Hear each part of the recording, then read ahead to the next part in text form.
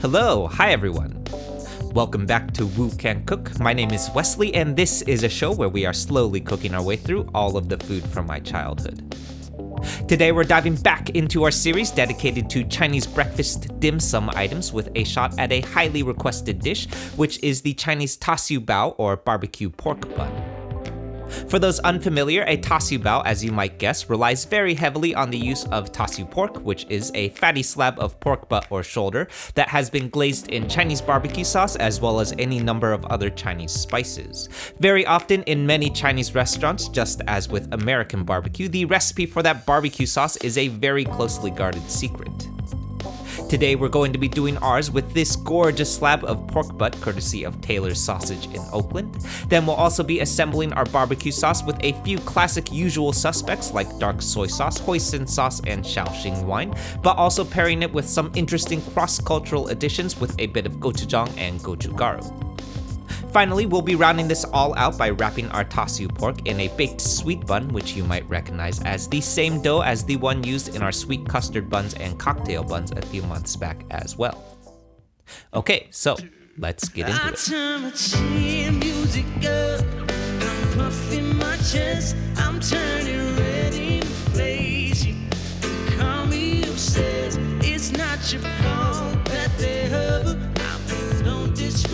Alright, so diving right in, we're going to be doing our ta siu bao today in 3 separate parts because it is quite complicated. The first being our barbecue ta siu pork, the second being our ta siu bao filling, and finally the third being our dough.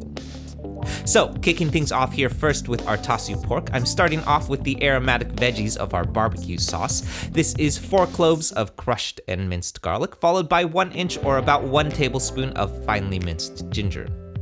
We're gonna bloom these in our wok fry before reducing our barbecue sauce, but first I'm setting these aside for a moment while we assemble those sauce elements here.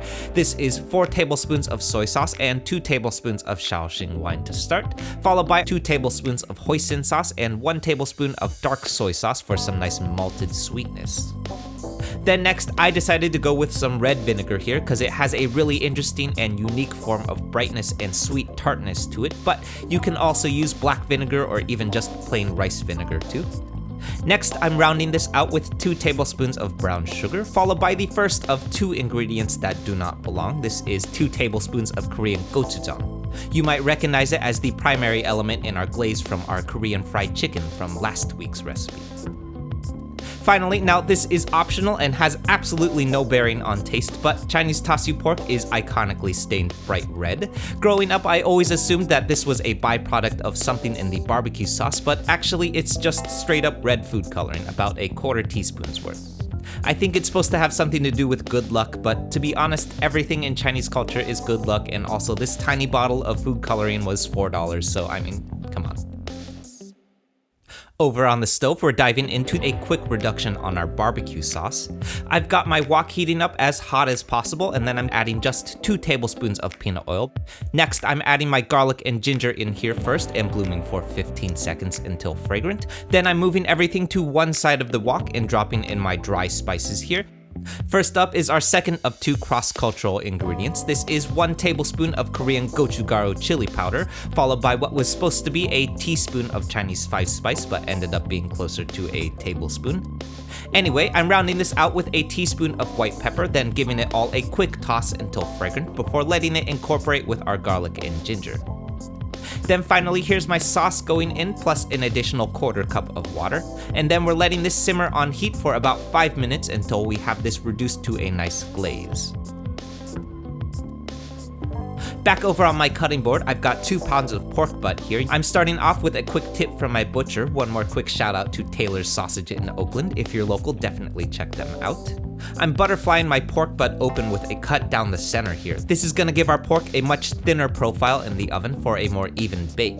In most Chinese restaurants, they achieve this even bake by using one of those large standing roasting ovens, which lets the pork hang and rotate over the course of an hour-long bake. Since we're just using a standard home oven though, the thinner profile is going to help us mimic that even cook of that rotating oven. Next, I'm adding the first of what I think was 7 or 8 glazes to my pork butt here, and then covering it up and letting it marinate in the refrigerator for 8 hours or ideally overnight. 8 hours later, I'm adding my pork butt to a wire rack on top of a foil-lined baking sheet to catch the drippings, and then we're popping this into a 400-degree F oven for 60 minutes. But every 10 minutes, we're gonna pull this back out of the oven and add another coat of that glaze. And on top of that, after the first 3 glazes, I'm taking my remaining barbecue sauce and adding a single tablespoon each of honey and sweet chili sauce, and a little bit more food coloring here because I wasn't quite seeing the bright redness that I was looking for. Most importantly though, we're holding back the majority of our sugar here until the last 30 minutes or so of our bake, so that those sugars don't start burning in our hour-long bake. Finally, I'm repeating this another 3 or 4 times until our pork reaches 165 degrees F internally, and we've got this gorgeous looking tassu pork that literally took all of my willpower not to eat immediately. Ooh, yeah, that's the stuff. Okay, so for what it's worth, if you want, you can absolutely stop right here, slice this up into thin strips, and we've got ourselves a pretty good looking meal. It's pretty common to serve this over rice, maybe with some steamed bok choy, or God help me, that gross bitter stuff known as gailan or Chinese broccoli. You could also add this to a bowl of ramen or toss it in a lo mein stir fry for a barbecue pork chow mein. Any or all of these things would be pretty common. Today, however, we're taking this one step further and instead large dicing our tassu pork so that we may throw it into a tassu bao filling. So next we're getting to the second of our 3-part journey here, and starting off by crushing and mincing another 4 cloves of garlic, followed by another 1 inch or about 1 tablespoon of finely minced ginger. Then moving on, this is half of a medium white onion, which I'm similarly large dicing, and then assembling a quick sauce here to go with my filling. This is 4 tablespoons of soy sauce and 2 tablespoons of Shaoxing wine to start, followed by the big 3. This is 1 tablespoon each of dark soy sauce, black vinegar, and oyster sauce.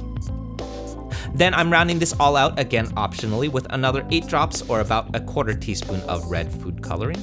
And finally, in a separate bowl, this is 2 tablespoons of cornstarch dissolved in water for a quick cornstarch slurry, and we're heading over to the stove.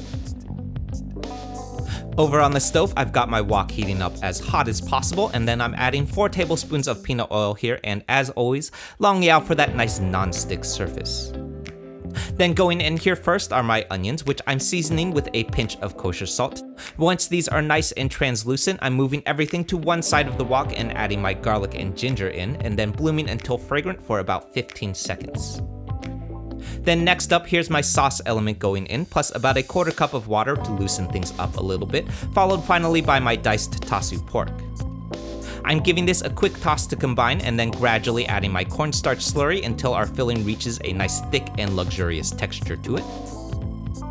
Alright, so back over on my cutting board, we're diving into the 3rd and final part of our tassu bao recipe here with our dough, which, as you might notice, is actually the same sweet dough bun that we used with our custard and cocktail bun recipe that we did a while back.